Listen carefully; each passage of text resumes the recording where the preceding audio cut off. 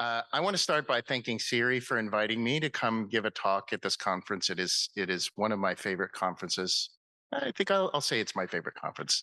There's nothing quite like this. The opportunity to speak directly with patients and their loved ones and their caretakers, and to engage directly with patients and to share what we think we know about CF pathogenesis and research directly, and then hear what your responses are. There's just nothing like this. And the CFRI has supported my own research. You're going to hear something that resulted from that a little bit, although I'm not really going to focus on my own research.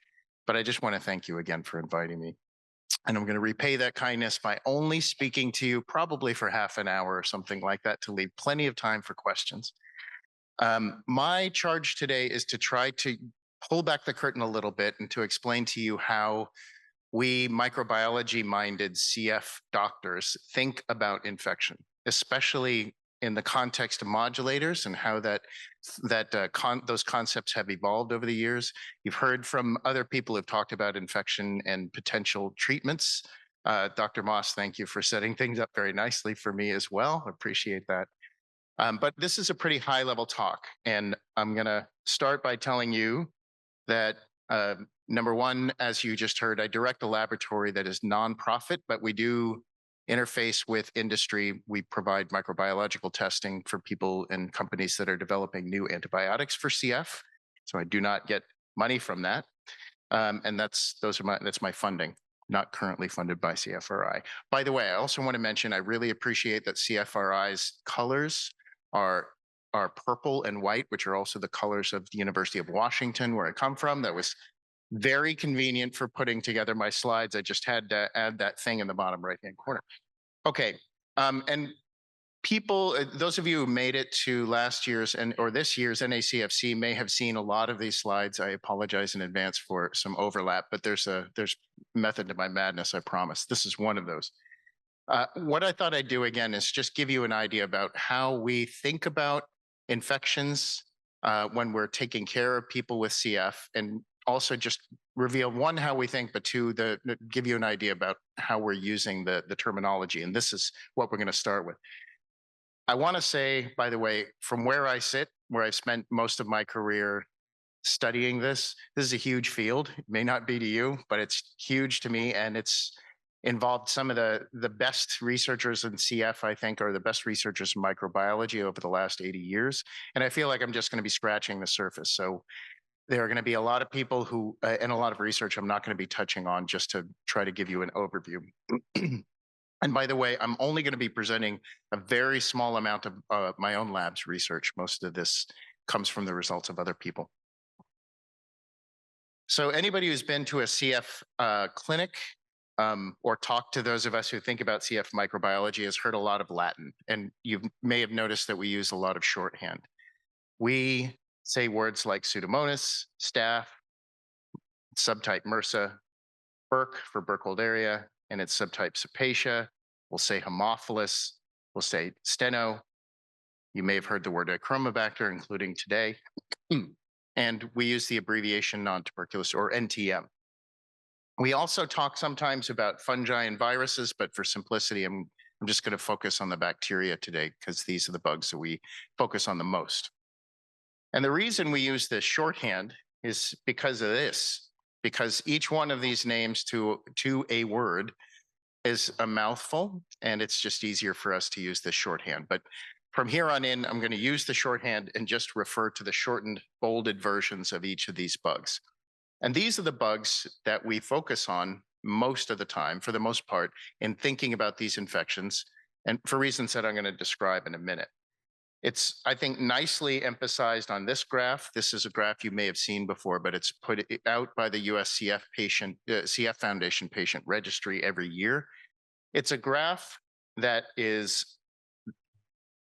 only presents data for 1 year. And these are the most recently published data. This is for 2022. It shows you the proportion of people in the United States whose cultures were reported to the CF Patient Registry, CF Foundation Registry, for that year, whose cultures were positive for these 6 bacterial organisms, these 6 species, and one of the subtypes of them. And the data are broken down by age in this particular graph. So it shows you what the most common organisms are that we detect using our current methods in these patients. And I'm just emphasizing some of that shorthand here to show you some of the most common organisms. You've probably seen this before, but here's Staphylococcus aureus, or staph, which is particularly common in young children with CF in the United States, at least, and becomes a little less common as people get older, and much less common in children in the United States as Pseudomonas aeruginosa, and it becomes a little more common in adults. But in case you weren't aware of this, it never quite reaches 50%. So it's become much less common in people with CF in the United States over the last 20, 30 years, actually. Okay, so the reason that this graph is put out and focuses only on these 6 species is that these are the bugs that we focus on the most in diagnosing these infections and choosing antibiotics to treat people, in making our decisions about cohorting and for infection control. These are the bugs that we think are important. And for that reason, we call them standard pathogens. And I'm going to use, it's a controversial word, but I'm going to use it again as shorthand throughout the rest of the talk. I'm going to refer to these as pathogens, even though it's a little bit sloppy and it's not always clear which of these bugs is good, which is bad, and how often they're bad. And that's a concept that's evolving, particularly in the era of modulators. The reason we call these pathogens and we focus on these bugs, and the reason why the CF Foundation tracks this information in particular, is because some of these bacteria have been associated with worse outcomes when we find them in the cultures of people with CF. Some of them are associated with much worse outcomes. Some are associated with slightly worse outcomes. Those associations are not always completely firm, but in general, we call them pathogens as a result. In addition, we care what we culture from people with CF, from their respiratory secretions, because it helps us to decide which drugs to pick if we decide clinically that somebody needs them. And different drugs are active against different bugs, so it helps us to decide which ones we should start with. In addition, we may have a different treatment strategy depending on, or different treatment goals depending on which bugs we culture. For example, detecting some bugs triggers us to try to eradicate that bug. Some bugs we do not try to eradicate. We might try to suppress it. And in other bugs, we actually won't treat it at all, depending on what we know about the associations with outcomes. And the CF Foundation and we, hospitals, use this information to track changes in the population, local and nationwide, just to see what's going on in CF epidemiology and ecology. And here's a great example of those kinds of data. I love this graph, and those of us who are in this field, I think, love it too. Also put out by the registry, but the data are presented very differently. And I'm sorry, it's small. These are 30 years worth of data, and they're aggregate for every culture in the United States for those years reported to the foundation. It shows you, again, proportion of people whose cultures were positive for these pathogens by year. And it's really tempting and fun to try to map on big changes in treatment, in cohorting or infection control policies, things that may have resulted in these big changes. For example, this one that happened around the time that I was finishing my fellowship, where Staphylococcus overtook Pseudomonas as the most common organism we find in people with CF. Lots of changes happened around this time, including the introduction of inhaled tobramycin, which happened very rapidly then. And it's a very plausible reason for this, but we don't really know, because there were also mucolytics such as Dornase alpha that came out right before that. Hypertonic saline came out around about the same time. And we really changed our cohorting policies as well in clinics. So we don't know what the reasons are. And there's another big change that's happened in the last few years that's fun to map onto this, and that's the introduction of modulators, which is one of the themes of this talk.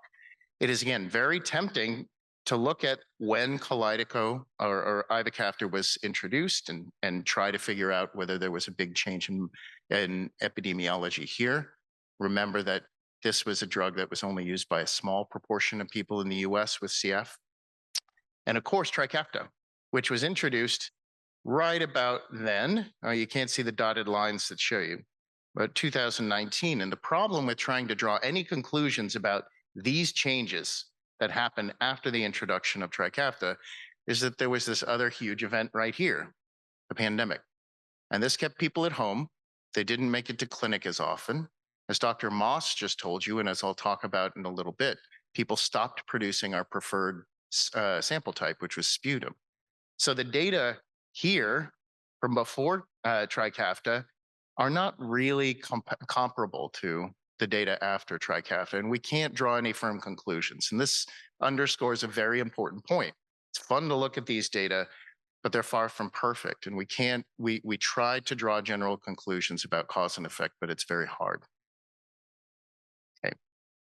With that in mind, I'm going to show you now how we get these data, how we find, how we detect these organisms in respiratory samples from people with CF. Now, as you probably know, there are 3 different specimen types that we use the most to identify organisms in respiratory secretions. This is by far the most common right now. These are oropharyngeal swabs. We get them from people who can't produce this sample, which is our favorite. This is sputum. It is our preferred type because we think it most nicely balances accuracy in reflecting the part of the body we want to study, which is the lower airway, and convenience, because people at least used to be able to spontaneously produce it all the time. If we couldn't get sputum and we need to really study the lower airways, we might do something invasive. That's a bronchoalveolar lavage to try to get a specimen directly from the lower airways. So of these, again, we prefer sputum, and we most often get this. But regardless of the sample type that we get from people, we then take it into the laboratory and we inoculate it on a battery of laboratory media. And we have chosen these media over the past 40 to 80 years to select out the organisms we think are the important ones, the pathogens that I showed you at the beginning, and to select against other organisms we don't really know the role of or that we think are unimportant. Okay, so then we allow, on this battery of media, we allow those organisms, pathogens we'll call them, to grow up, and we'll select 1 or 2 visually distinct isolates of each different species, identify them, diagnose infection, maybe characterize them, such as susceptibility testing. And based on this information, you get the graph that I just showed you. We diagnose infections, and we may use this to choose our antibiotics if we've decided somebody needs it. That's what we do in the lab. Now, here are the problems with what we do in the lab. There are quite a few. And by the way, as a full disclosure, as a disclaimer, I run a clinical microbiology laboratory for my hospital. These methods that I'm telling you about, these culture-based methods, are highly refined. They're very reproducible. Our labs are very good at them. And so when I say I think there are problems, I promise you I come by this honestly.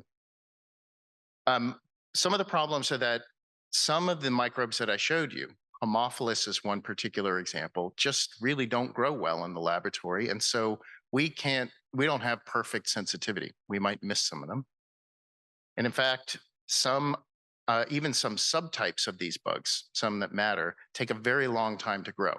And this is particularly important because we'd like to make choices about antibiotics quickly if somebody's sick. And sometimes we need to wait up to a week or maybe even longer before we can make a treatment decision in a really informed way. So this is not ideal when it comes to cultures. We also know that some of the tests that we rely on, in particular in vitro susceptibility testings, that's testing whether the bacteria from a culture are susceptible to antibiotics, really don't predict whether that antibiotic is going to work for a patient and make them better. And I'll talk a lot more about this in a minute. And all of the sample types that I just showed you, especially swabs, but even sputum and even lavage, have some problems in accurately reflecting the part of the body that we think is the important one in generating symptoms. Swabs certainly are far removed, but even sputum has to come through parts of the body that are not the lower airways. And so this is an issue. I want to focus a little bit on these 2 problems just because there's a lot of work going on right now to try to speed things up and improve our ability to detect organisms that infect the lower airways. One of them you probably heard about. Luckily for me, over the past 4 years, you probably have heard the term PCR ad nauseum. And so I don't need to explain it to you, but this is a very useful method that does not require us to culture a sample, but rather we extract all the DNA from that sample, and then we can use PCR to identify and enumerate the organisms in them. And while that's been used for SARS-CoV-2 quite a bit, we can adapt this for almost any pathogen, and it's very useful. But it's really useful for one organism or maybe two at a time. If we want to look at all of them at the same time, we can actually just take all the DNA and throw it into a sequencer and then computationally fish out the microbial information. And these are microbiome methods. I suspect I'm sorry, Dr. Whiteson, I missed your talk yesterday, but I suspect you've heard about these before. Very, very useful, but neither PCR nor sequencing are currently in clinical use. There are many of us out there who are trying to change this, mostly because it'll change our turnaround time. These are very rapid, but they are not yet in the laboratory. So I would say watch this space. Regardless, we have used these methods, DNA-based methods, and culture-based methods to learn a tremendous amount about how CF infections behave over the past 40 to 80 years. And this is just, again, a very high-level thumbnail sketch of what we've learned.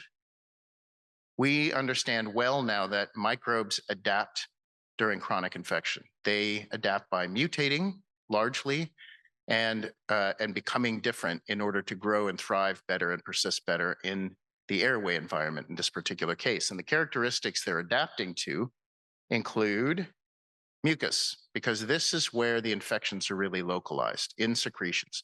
Some bacteria will actually go inside cells, but we think this is the major place where the infections happen. They're also adapting to elements of the immune system. They're adapting to variations in oxygen, nutrients, other gases, other chemicals, as well as medicines, of course. Antibiotics are a major selective force.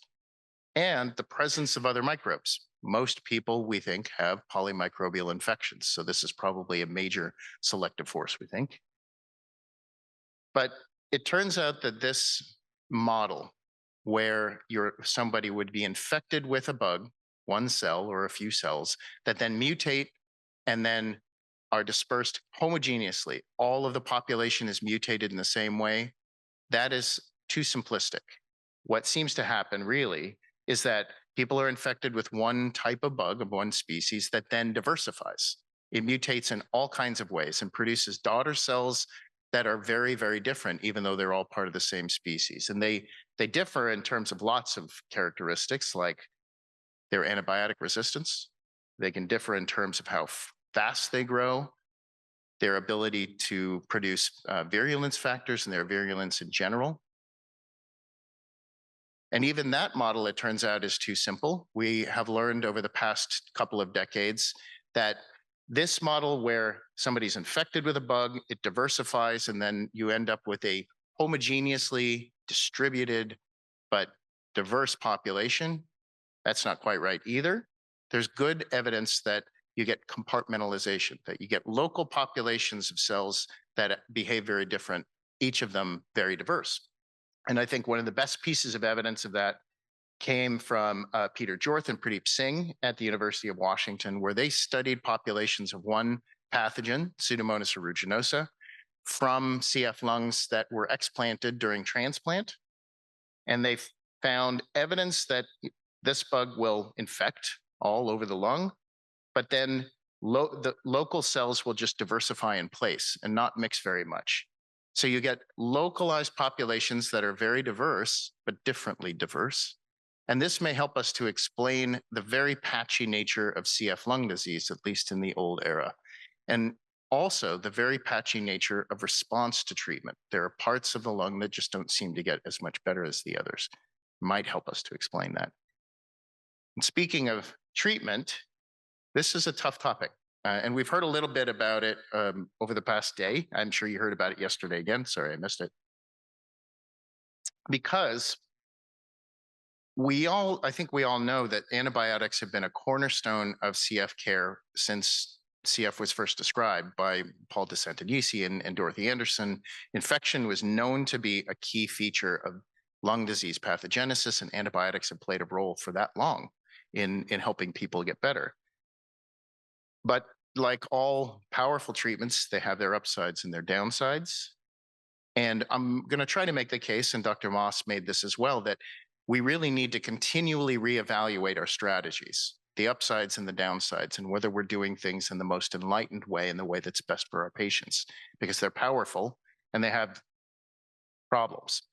And there are some upcoming and ongoing studies that are continually reevaluating this, but this is a really important continual process that we have for people on and not yet on modulators.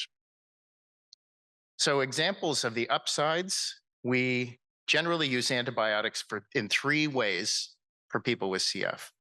When we first detect some new pathogens, such as Pseudomonas aeruginosa, this triggers a response to try to eradicate it. It's not true for other bugs, but early during detection, we think it's easy to eradicate. Even after these bugs have established chronic infection, we generally can suppress them with antibiotics. So we often will use chronic maintenance antibiotics for some organisms and not others. And in other cases, when people have increases in symptoms, these exacerbations, antibiotics often play a very important independent or individual role in helping people recover from those symptoms. So there are 3 ways that antibiotics might be used and prescribed: to eradicate, to suppress, or to help people improve their symptoms or to recover. Very useful. The downsides are many, and I'm just going to list a few. Maybe one of them is that we can select for antibiotic resistance, which we've heard about today. And it's a problem that worries us, but I'm going to talk a little bit more about it and what it may or may not mean. Antibiotics can be very toxic. Some of them are directly toxic to some organs like the liver and the kidneys, for example. And they can also have off-target effects, and I'll talk a little bit about this. Effects on bacteria and microbes in other parts of the body, and we don't really know what those effects are. It's something that we need to understand better. And this is a topic that, all right, I am a pulmonologist, so you won't be shocked that I actually have Ricola in my pocket. I did take a test. I feel fine. This is allergies, I promise. I'm now going to have a cough drop. Does anybody else want a cough drop? Okay. This is a topic that matters a lot to the CF community. Some of you may or may not have participated in this, but the James Lind Alliance is a priority setting organization in the United Kingdom, and they survey different disease populations who either suffer from or are cared for their different diseases. And they most recently issued a priority setting questionnaire in 2022 of people with CF and their loved ones. And among the top 20 priorities that people identified for improving or studying care was reducing the negative effects of antibiotics. So this is clearly a priority to all of us. And among those negative effects that they identified was the concern about antibiotic resistance.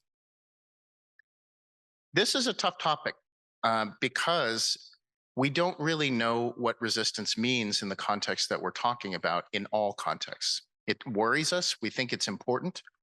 But there have been a number of studies that have looked at how predictive detecting resistance is using our current methods, how well it predicts whether somebody will or will not respond to an antibiotic clinically. And there have been multiple studies, I'm just listing 2, where the titles really tell the story. In vitro susceptibility and resistance tests do not accurately predict whether somebody will or will not respond to a particular antibiotic. That's been shown again and again.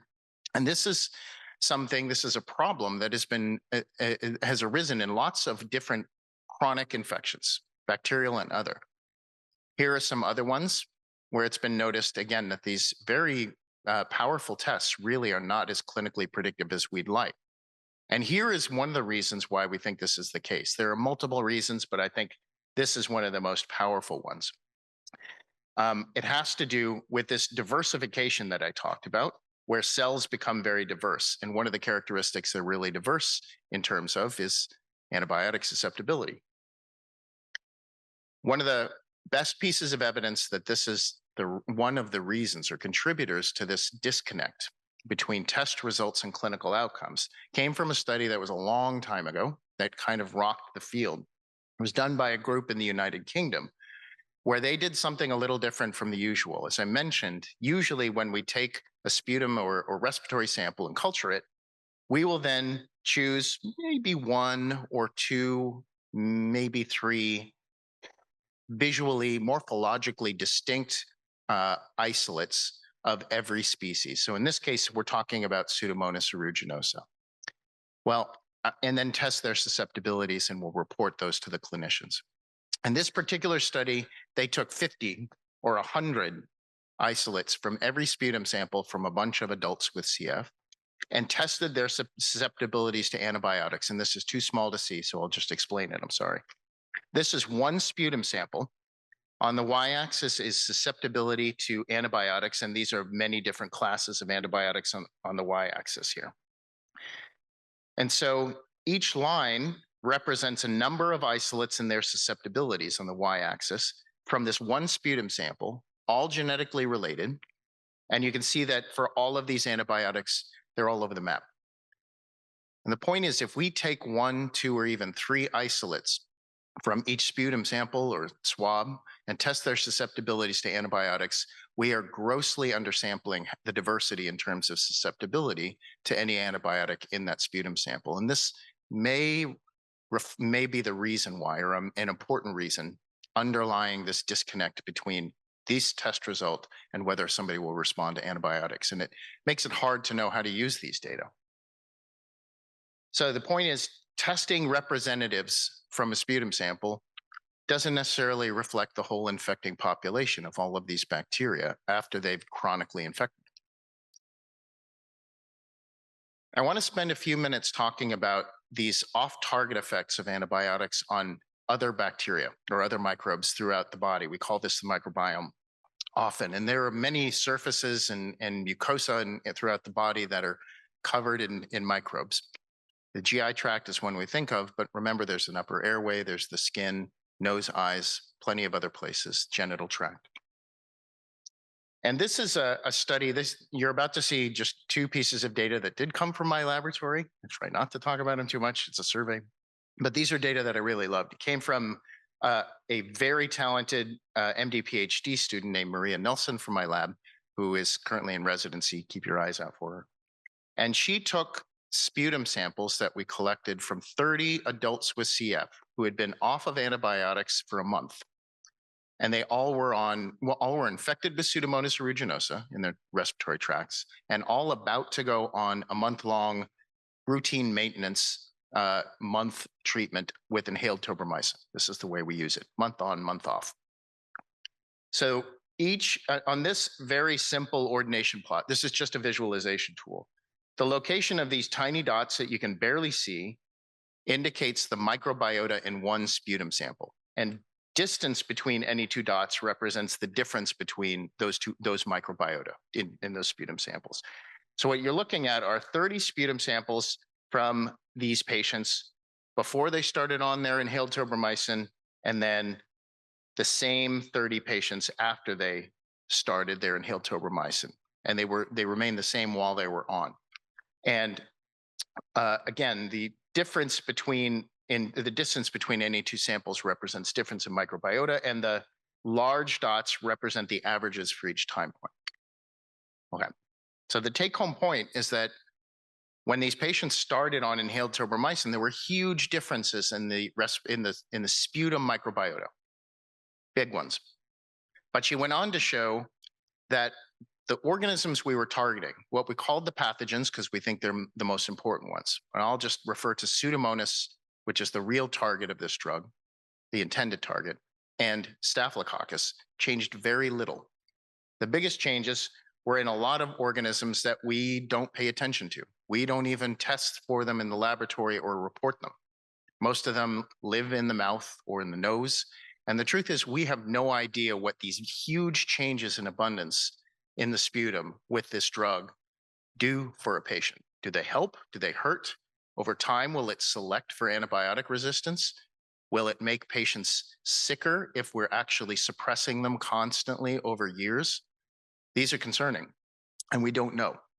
And that's just the respiratory tract. I don't mean to scare you, by the way. I should have started with, this is a great drug. It's incredibly effective. It has led to remarkable improvements. But as people get older and live longer, we want to be much, much more careful about what our off-target effects are. Apologies for not saying that. So we have these off-target effects in the respiratory tract, and more recently, we're starting to look at what the off-target effects are in other places, such as, for example, the GI tract. This was a really nice study that's not yet published that was led by my colleague at Indiana University named D.B. Sanders. He collected both respiratory samples, so these were oropharyngeal swabs, because these were in babies with CF who are undergoing antibiotic treatment for exacerbations, as well as fecal samples at the same time. So these reflected the respiratory tract as a proxy and the GI tract in the fecal samples. And what we found with those antibiotic treatments is, we changed the oropharyngeal swab microbiota quite a bit, just as you see with tobramycin here. But we have similar changes in the GI tract, which isn't surprising with these systemic antibiotics. And there's some indication that the effects in the GI tract last longer than the ones in the respiratory tract. So again, this may or may not be dangerous. This may or may not be a problem for our patients. But the point I'm trying to make is these antibiotics are very helpful clinically. We need to understand what their long-term effects are and try to do things in a more enlightened way. Okay.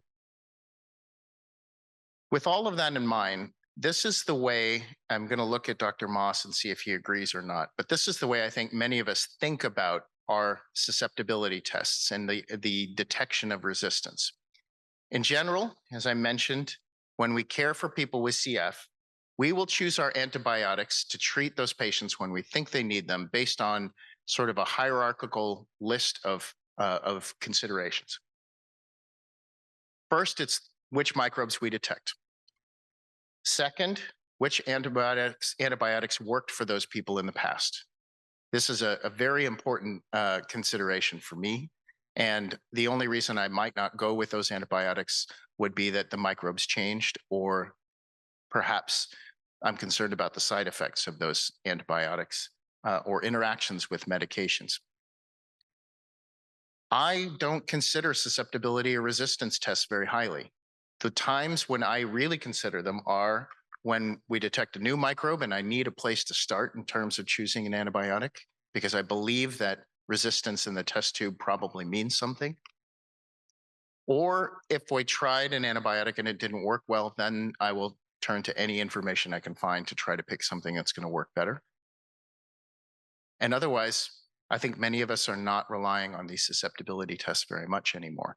And this is important for you to know in case somebody tells you your child or your loved one has a resistant bug. We don't know that it's bad. Okay. Another problem, and I hesitate to call this a problem, but Dr. Moss referred to this previously, so I'm going to use the same terms, is that people with CF aren't producing our preferred specimen type as often as they used to. This is the sputum is the one that we think is the sample that we think best reflects lower airway microbiology and was easy to get. And this is arguably a problem. As Dr. Moss pointed out, this is great news. It's great evidence that people are getting better. This is actually a trend that began before Trikafta was released in the early in 2020, 2021. But it's certainly gotten even more marked since then. And here's an example and good evidence of those data. These were put together by the Foundation Patient Registry. And it shows you the proportion of respiratory cultures that were reported to the registry that were sputum. And you can see that while there were actually decreases before 2016, it was already decreasing. Here's the pandemic. But again, as I pointed out before, there were just fewer samples overall beginning in 2020. So the data before and after are not really comparable, but you get the idea. And this is the proportion of the samples that were swabs. So it increased. They're replacing sputum as our most common sample type. This is, again, not necessarily a problem for patients. I'm delighted that people don't have to cough up mucus all of the time. But on the other hand, it does leave us with a question about how we're going to accurately diagnose these infections. How are we going to surveil for new infections? How are we going to decide what antibiotics to use to treat people? And again, This issue is clearly not lost on the CF community. In this James Lind Alliance priority setting document, I was number 2. So this is something that people are thinking about, and of course, we in research are as well. And this was the reason why a few years ago, the CF Foundation wisely put together a workshop called Detection and Diagnosis, which we quickly shortened to D&D. I'm glad you laughed. Those of you who laughed at a 20-sided die, I see you. I know who you are. And I was fortunate to lead that together with my colleague at the University of Michigan, Lindsay Caverly, together with some fantastic partners at Cystic Fibrosis Foundation. And it was big. The goal of this was to just discuss these challenges that we were having collecting sputum, especially in clinic, which is where we generally do this. And I'm just going to touch on a few promising approaches to try to increase, 1, the amount of sputum that we get, or the proportion of cultures that are sputum, but 2, detect infections that don't rely on sputum. And I'm not going to be comprehensive. I just want you to see what people are working on. As Dr. Moss pointed out, there's good evidence that if people do their airway clearance at home with hypertonic saline or what have you, they say they can collect sputum. They can get enough for a culture, and they could either bring it into clinic or they could mail it to us. And so Dr. Gina Hong at the University of Pennsylvania is currently doing a wonderful trial to try to understand some of the questions that Dr. Moss pointed out. How does sending it by post change the accuracy? Is collecting sputum at home the same as collecting sputum in the clinic? And we hope in the next few years to really understand the role of remote collection in diagnosing and detecting these infections. Julian Fortin from the United Kingdom talked about his appropriately named CF SPIT study, where they collected hypertonic saline-induced sputum from children and adults just to see how accurate, what kind of yield they got in terms of number of pathogens. So that's what's on the y-axis here. You can't read it. Number of pathogens isolated from oropharyngeal swabs compared to concurrently collected induced sputum. This was in the clinic. And these are BALs, bronchoalveolar lavages from the same patients, 1 lobe and 2 lobes. So you can see that sputum gives the same kind of microbiological yield as lavage. So this reinforces, again, why we want sputum, because it's easier to collect, it's not invasive, doesn't require sedation, and but we want to help people make it. So these 2 approaches, mailing from home, collecting at home, or inducing, may increase the proportion of people who can produce sputum for us. But what about the people who can't? Because still, we're going to have a lot and a growing proportion of people who can't produce sputum. For those, there's some fun, I think really promising approaches that are being developed. And one of them is being developed by Jane Hill from the University of British Columbia, Heather Bean is at Arizona State, Edith Zemanek at University of Colorado, where they're collecting exhaled breath, which is very easy to collect. We all make it. It's full of chemicals, and analyzing it requires some pretty sophisticated techniques, but they have very promising data that they can detect lower airway infection with Pseudomonas and emerging data on Staphylococcus, some other bacteria. So this is an emerging technology. It's going to require a lot of validation, but watch this space. I think it's really promising. And another interesting technique, this is being worked on by multiple people. This particular study was by Steve Salaponte at the University of Washington, where they are looking for bacterial DNA in blood. And using sequencing, they found from blood that people who have Pseudomonas respiratory infection by culture have higher amounts of Pseudomonas DNA detected in their blood than people who do not have that infection.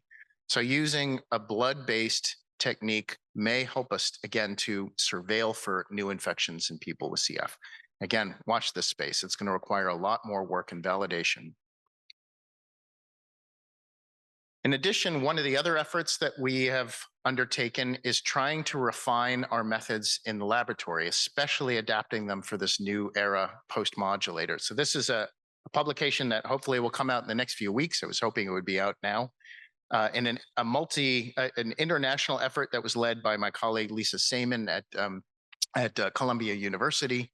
She has actually been leading this effort for many, many years, which is to just continually reevaluate and refine what we do in the clinical lab in terms of culturing, as well as giving good guidelines and parameters for transport, handling samples, culturing them. And so this is just an attempt to reassure you that we're constantly refining what we do in the laboratory to reflect the most recent data. And that brings me, I think, to my last topic, which is it's similar to what Dr. Moss just showed you, but it's a very specific angle. I want to talk about what's happening to infections in the era of modulators. I'm going to start with what the registry is telling us about how infections have changed in people with CF in the era of modulators, what we're learning from ongoing research, and then finish by talking about the very large proportion of people with CF on this planet who have not yet benefited from CFTR targeted therapy. In terms of the registry, I kind of already told you, the registry is wonderful, but the data, oops, I don't know how to go back. That's how I go back. The data that we need to really evaluate what the effect of modulators are on population level microbiology just are not helpful because there were so many changes at once. So for that reason, we have to turn to research. And luckily, there are a number of different ongoing studies looking exactly at this. What is happening to sample test results, to outcomes as people go on modulators? How similar is it to what was found during the clinical trials? What is different? What can we detect now that we have so many more people on these drugs? And here are just two ongoing large national studies, the PROMISE study, which is happening in people older than 6. Some of you may participate in this study or this one. BEGIN is a very similar parallel study in people between 0 and 6. And in both of these studies, we're collecting a lot of different sample types, symptom scores, outcomes, including respiratory microbiology and measures of lung disease. And there are parallel studies in different countries as modulators are introduced, especially highly effective modulators like Trikafta are introduced in those populations. And some of those studies have also resulted in publications. But I'm just going to show you one piece of data from the PROMISE study that was early. The microbiology part of that PROMISE study is being led by Pradeep Singh and Dave Nichols at the CF Foundation. And my laboratory was fortunate to do a lot of this culturing. But what you're looking at here is just an example of the data. On the y-axis, this is sputum density of Pseudomonas aeruginosa versus time. This is before starting on Trikafta or other highly effective modulators, 1 month, 2 months, 3 months. The black dots and lines are individual data. The red line is average. So these are just the patients who had positive, or subjects who had positive cultures for Pseudomonas. At this particular time in this paper, which was published last year, this was only in people older than 12 because that's who had been on Trikafta for longer than 6 months. And what we found is that there was an average decrease, a decrease in average sputum density of all of the standard pathogens I listed on the first slide that we looked at anyway, especially Pseudomonas, Staphylococcus, and others. Some people even converted to culture negativity, but not many. It wasn't eradicated in many people. And in fact, using PCR, it's not clear that even they had really eradicated. But interestingly, we didn't see major abundance changes in the other organisms that we don't culture. So that's very informative. The group is currently analyzing data up to 3 years. I expect that'll be published within hopefully the next few months. But there's an interesting point here. Just like Pseudomonas here, we have questions about just how important or how toxic or how pathogenic these bugs are in the context of modulators. And Pseudomonas is one example. As you can see, the density tended to go down, but it rarely eradicated, and it stayed at not insignificant levels in a lot of people. And in general, in the past, we would be aggressive in trying to suppress this bug. But people on 1, 3, and 6 months of Trikafta remain clinically pretty well. their exacerbation rate is much lower. Their lung function tends to be pretty good. Not everybody, as Dr. Moss pointed out, but most do. And that raises questions about whether we need to adjust how we think about these chronic infections in the context of modulators. In considering that, it's interesting to consider that some of these bugs don't have the same kind of relationship with poor outcomes consistently in other kinds of lung diseases. And I've got a couple of references down here, but one of them is primary ciliary dyskinesia, which is similar in some ways to CF. There's non-CF bronchiectasis. And some studies found, for example, that Pseudomonas is associated with worse outcomes or exacerbations in those diseases, and other studies didn't. So it raises questions about whether we need to really carefully consider the relationship or study the relationship between detection of these bugs and outcomes, and adjust the way that how aggressive we are with our antibiotics for the reasons that I mentioned before. They have downsides. So this is the question that's come up. How should we think about these infections in the era of modulators? And in the next few years, we're going to learn a tremendous amount. And I'm going to finish by, again, just talking about the very large proportion. Am I up against time? Oh my gosh, I thought I was going to have plenty of time. Should I wrap it up? Okay, just a couple slides. How should we think about the large proportion of people in the world who do not yet benefit from CFTR targeting therapy? And I'm just going to focus on Pseudomonas again, which, remember, is very uncommon in children with CF in the United States and never quite reaches 50% of people in the US, even at older ages. But that's not true in the rest of the world. And in fact, Pseudomonas tends to be more common in people with more severe disease who have less access to therapy. And this was really starkly emphasized in a fantastic plenary by our colleague Eitan Karam, who spoke at last year's, not this year's, but last year's European CF Society conference. Some of you may have had the good fortune to see this, where he made a point about microbiology and its relationship with access to care by first categorizing with the European CF Society registry, categorizing countries according to their gross national income as a sort of a proxy to access to the highest level of care.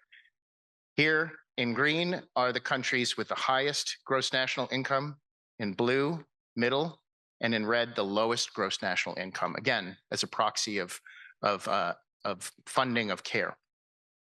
And ultimately, they created a group of 20,000 people in these three categories of countries that they selected because they had the same CFTR genotype. So to make sure they were comparing like with like from 38 countries, and then just looked at the proportion of people who had Pseudomonas culture positivity in those countries.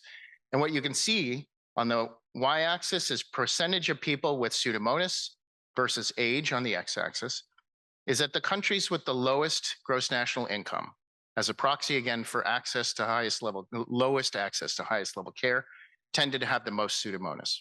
It demonstrates a very strong relationship between microbiology and access to good care. And this effect was evident at every age group. These are children, adolescents, and adults. And it underscores, again, the disparities we have in access and the distribution of highest level care, not just modulators, but all elements of our care to people with CF throughout the world. And if anybody's interested in more about this, there are lots of editorials, but this is one by my colleague Terry Laguna at the University of Washington and John Paula, which I think was really affecting, in addition to what you just heard from Dr. Moss, which I also found very affecting. So at this point, I think those in the field, last slide, want to know, how are these infections going to change? How should we think about these infections in people on CFTR targeting therapy and those who aren't? And how can we use antibiotics in a more enlightened and informed way in either case? I think we are at a unique point in history where we're going to learn a lot, and we can be much more deliberate about how we use these very powerful antibiotics. But as we've also heard from multiple people, including this morning from Dr. Chen, and I believe you heard about yesterday, sorry I missed it, from Dr. Weitzen, are there effective new antimicrobials that are much more targeted, with less toxicity or side effects, such as, for example, phage, and how do they work?